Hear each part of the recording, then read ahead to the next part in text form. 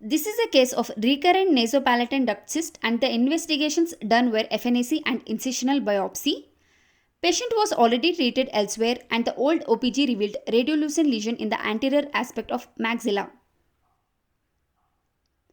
Patient reported to us with a complaint of swelling in the middle third of the face, and clinically we could appreciate obliteration of the nasolabial fold and incompetent lips, which is also seen in the lateral view, and there is a diffuse swelling present on right side of the face.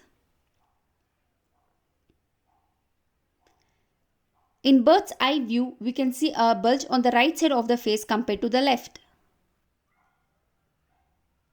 And intraorally, we can appreciate a palatal swelling involving the anterior hard palate.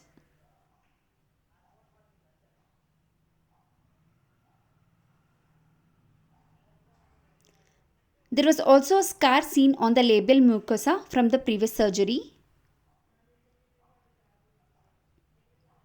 And OPG revealed a well demarcated radiolucent lesion in the anterior aspect of the maxilla and endodontically treated maxillary centrals and laterals. CBCT revealed solitary, well demarcated, roughly oval shaped, corticated unilocular rarefaction. And the reconstructed image showed central aspect of the rarefaction present with air pockets, which is suggestive of previous intervention. So the palatal flap was reflected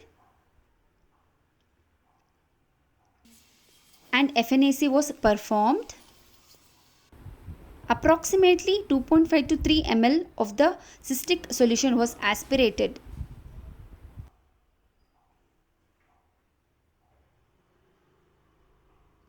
Both FNAC and incisional biopsy were sent for histopathological examination,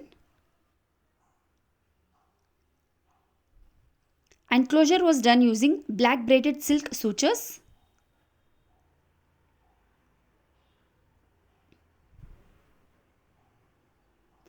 The histopathology report revealed secondarily infected developmental cyst or possibly inflammatory cyst.